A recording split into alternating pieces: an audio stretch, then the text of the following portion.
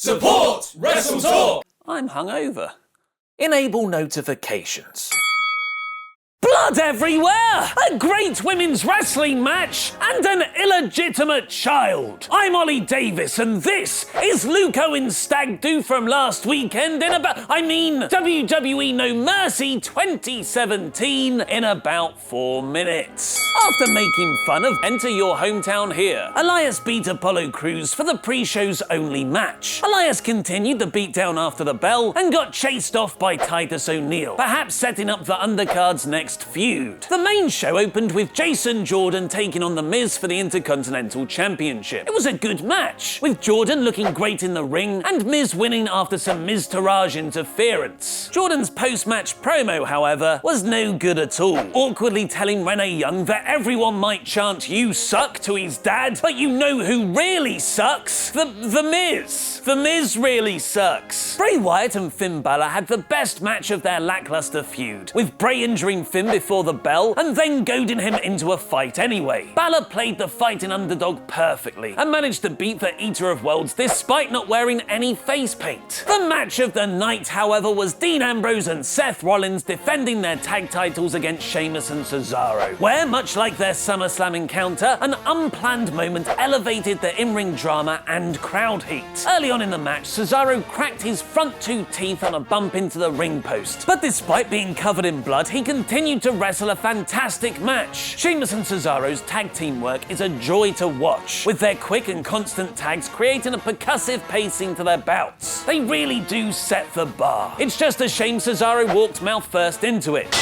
Rollins and Ambrose managed to retain, though shortly after the match's best near fall, Dean kicking out of Seth being powerbombed onto him. The only bad part about this match was that it means I lose the Wrestle Ramble predictions, and I now have to record a version of Nia Jax's entrance music. Talking of segues, the Women's Championship Fatal 5-Way was another great match, built around several fantastic Nia Jax power spots, and all 4 women ganging up on her to take her out. WWE might not be able to do baby faces, but Vince sure knows how to book a monster. Alexa Bliss eventually retained, stealing a pin on the returning Bayley. Roman Reigns versus John Cena took a while to click into place. The first half had Cena playing up to the crowd's chants like he was at a house show, while Reigns dominated the offense, pretty much working heel with lots of rest holds. Once Reigns started kicking out of attitude adjustments though, the match started to come alive. It was the big move kick out template that has served Cena so well over the last few years.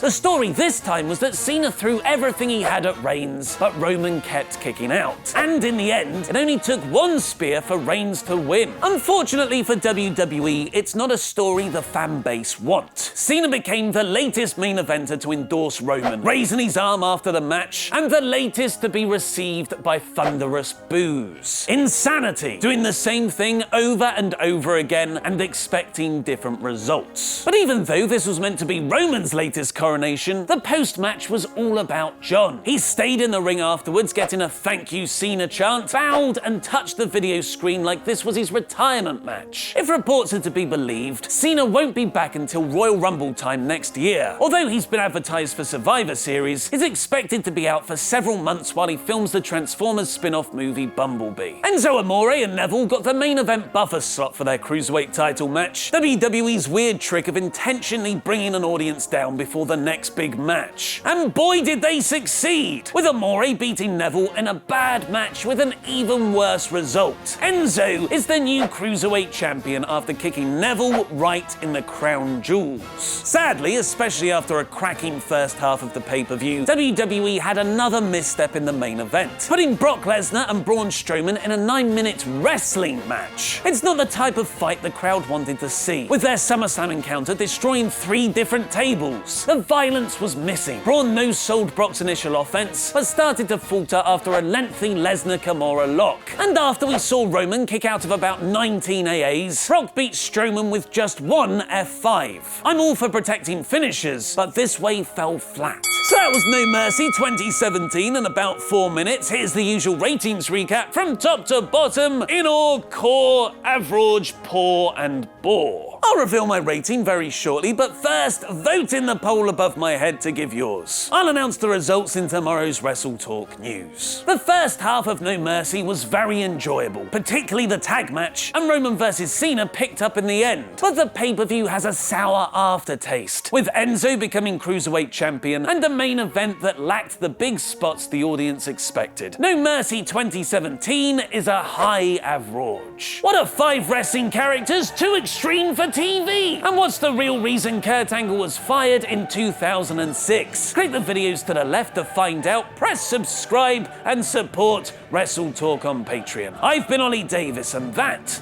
was wrestling.